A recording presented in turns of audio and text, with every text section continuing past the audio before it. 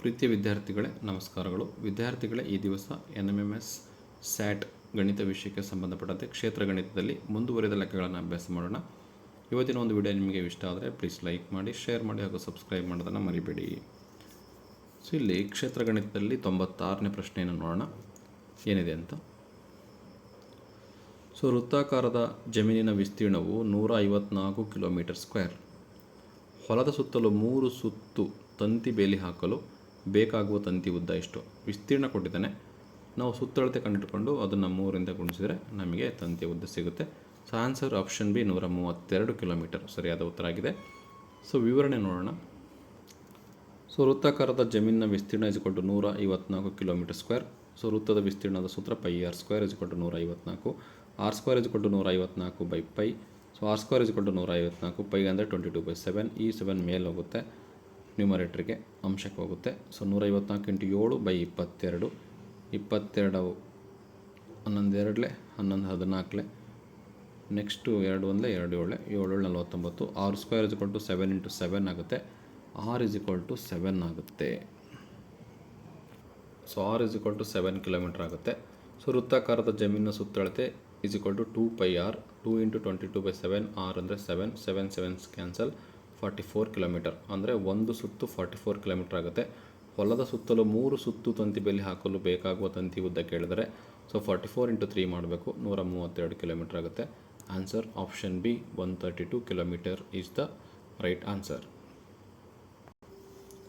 97ನೇ ಪ್ರಶ್ನೆ. ಒಂದು ಕೊಠಡಿಯ ಉದ್ದ 26 ಮೀಟರ್ ಮತ್ತು ಅಗಲ 10 ಮೀಟರ್ ಇದೆ.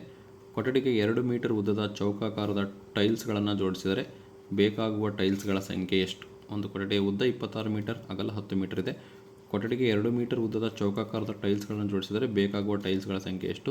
ಆನ್ಸರ್ ಆಪ್ಷನ್ ಎ 65 ಬರುತ್ತೆ. ಹೇಗೆ ಅಂತ ನೋಡೋಣ. ತುಂಬ ಈಸಿ ಇದೆ. ಬೇಕಾಗುವ ಟೈಲ್ಸ್ಗಳ ಸಂಖ್ಯೆ = ಕೊಠಡಿಯ ವಿಸ್ತೀರ್ಣ ಬೈ ಒಂದು ಟೈಲ್ಸ್ನ ವಿಸ್ತೀರ್ಣ.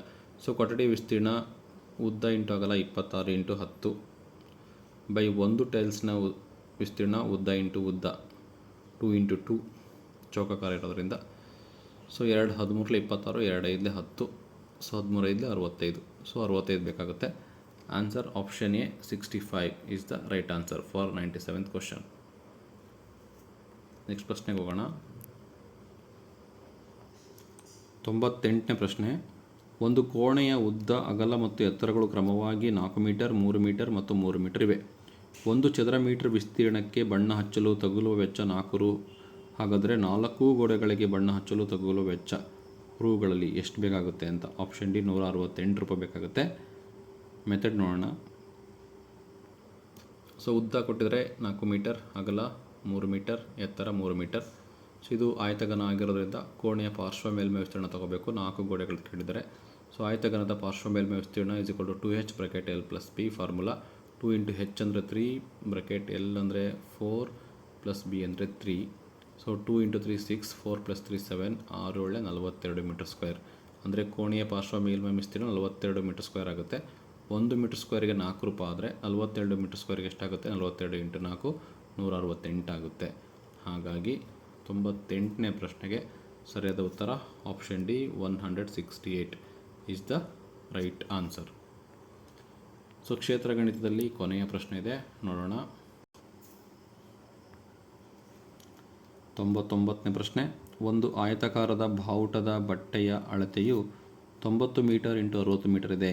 ಇದರಲ್ಲಿ ತಯಾರಿಸಬಹುದಾದ 2 ಮೀಟರ್ × 3 ಮೀಟರ್ ಅಳತೆಯ ಬಾವುಟಗಳ ಸಂಖ್ಯೆಯು ಅಂತ ಇದೆ.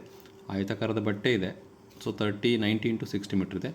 ಸೊ ಇದರಲ್ಲಿ ತಯಾರಿಸಬಹುದಾದ 3 × 2 ಮೀಟರ್ ಅಳತೆಯ ಬಾವುಟಗಳ ಸಂಖ್ಯೆ ಎಷ್ಟು ಅಂತ ಕೇಳಿದರೆ ಸೊ ಈಸಿ ಇದೆ.